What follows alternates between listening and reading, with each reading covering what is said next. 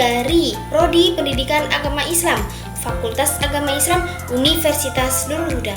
Pada video kali ini, kita akan membahas tentang analisis kebutuhan pembelajaran. Pernahkah kalian berpikir mengapa cara belajar di kelas kita bisa berbeda-beda?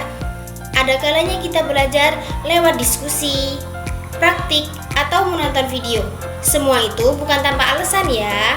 Guru perlu mengetahui apa yang benar-benar kalian butuhkan dalam belajar. Dan disinilah pentingnya analisis kebutuhan pembelajaran, khususnya dalam mata pelajaran Pendidikan Agama Islam atau PAI. Analisis kebutuhan pembelajaran PAI adalah proses yang dilakukan secara terencana, sistematis, dan mendalam untuk mengetahui kebutuhan belajar peserta didik. Jadi, guru tidak hanya mengajar karena mengikuti buku atau kebiasaan lama, tetapi berdasarkan kondisi nyata siswa, baik dari segi pengetahuan, sikap, maupun keterampilan keagamaan. Dengan begitu, pembelajaran PAI menjadi lebih tepat sasaran dan menjadi lebih bermakna. Selanjutnya, tujuan utama dari analisis kebutuhan pembelajaran. Tujuan utamanya adalah untuk mengetahui kesenjangan kompetensi, yaitu perbedaan antara kemampuan yang dimiliki siswa dengan kemampuan yang seharusnya dicapai. Selain itu, analisis ini juga membantu guru dalam menentukan materi mana yang perlu diprioritaskan yang paling sesuai. Melalui analisis ini, pembelajaran juga menjadi lebih inklusif karena setiap siswa memiliki kemampuan yang berbeda-beda dan perlu dilayani dengan cara yang tepat. Selanjutnya, manfaat analisis kebutuhan pembelajaran yang sangat luas. Yang pertama, bagi peserta didik. Bagi peserta didik, pembelajaran menjadi lebih mudah dipahami dan tidak membosankan. Yang kedua, bagi guru, analisis ini membantu merancang pembelajaran yang efektif. Yang ketiga, bagi sekolah, kualitas pendidikan di sekolah menjadi lebih meningkat.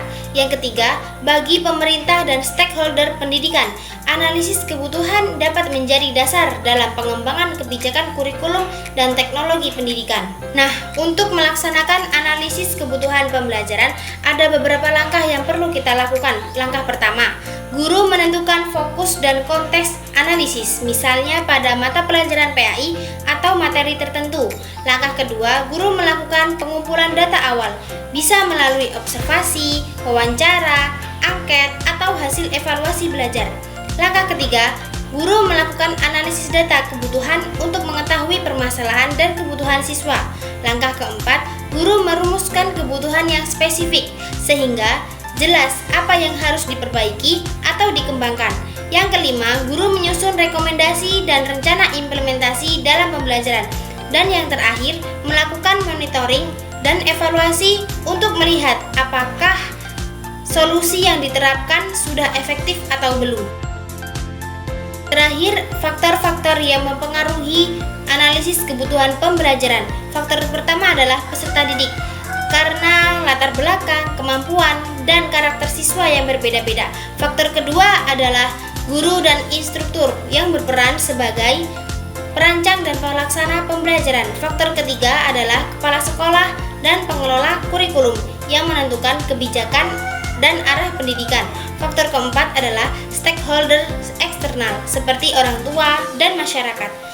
Faktor terakhir adalah teknologi dan infrastruktur yang sangat mempengaruhi efektivitas pembelajaran di era digital.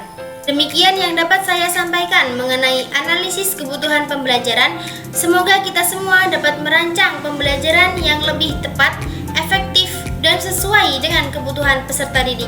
Sekian dari saya, kurang lebihnya mohon maaf. Wallahu muwaffiq ila aqwamit thoriq. Wassalamualaikum warahmatullahi wabarakatuh.